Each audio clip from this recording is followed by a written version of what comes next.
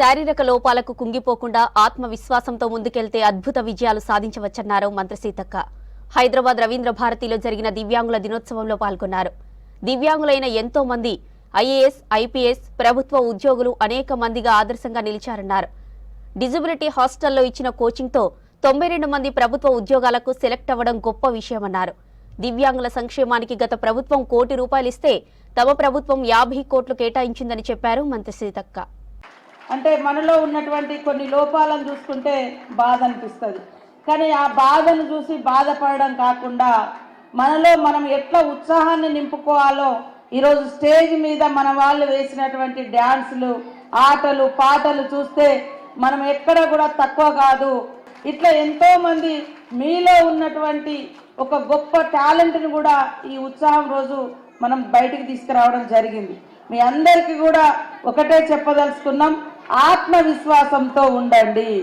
మనం ఖచ్చితంగా ఆకాశమే హద్దుగా ఎదగగలిగేటువంటి శక్తి మీలో ఉన్నది.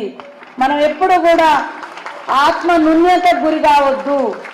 కానీ మనకు తెలియకుండా, మనకు సంబంధం లేకుండా మనలో వచ్చినటువంటి అవయవ లోపాలను అవి మన తప్పులుగా మనం ఎప్పుడూ భావించి ఆత్మ న్యూనత భావానికి గురి కాకూడదు. ఆత్మవిశ్వాసంతో అడుగేయండి. మరి ఈరోజు ఐఏఎస్ లైన్లు, అదేవిధంగా ఎన్నో మంది గవర్నమెంట్ జాబులలో ఉన్నారు. కూర్చొని తమ మేధస్సును ఉపయోగించి ప్రపంచాన్ని మార్చేటువంటి ఎంతో మంది మనకున్నారు. ఇవాళ మనకు హెలెన్ కెల్లర్ లాంటి వారు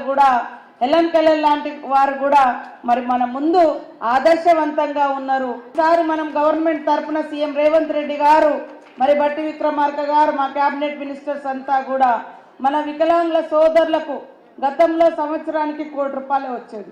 ఈసారి 50 కోట్ల రూపాయలను మనకి ఇవ్వడం జరిగింది.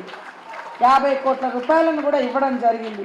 ఖచ్చితంగా మీకు కావాల్సినటువంటి వస్తువులతో పాటు మరి మన కుటుంబ పోషణ కోసం కూడా ఒక ఉపాధి చూపించే విధంగా కూడా ఇటు ఒక దిక్కు ఉద్యోగ ఉపాధి అవకాశాలు, ప్రైవేట్ జాబులు కూడా మీరు ఎత్తుకోవడానికి జాబ్ పోర్టల్ కూడా మీకు పెట్టడం జరిగింది. అందులో కూడా మీ క్వాలిఫికేషన్స్ పెడితే తప్పకుండా ప్రైవేట్ దాంట్లో గతంలో మొన్న మరి 10-12 మంది ఎంతమందికి ఇచ్చినాం మనం మా సెక్రటేరియట్లో 18 మందికి ప్రైవేట్ రంగంలో కూడా మన డిజేబుల్ పర్సన్స్కు జాబ్స్ ఇవ్వడం జరిగింది. ఈరోజు గవర్నమెంట్ జాబ్స్ కూడా సీఎం రేవంత్ రెడ్డి గారు మనకిచ్చినటువంటి మరి అవకాశంగా మనం భావించాలని తెలియజేస్తాం.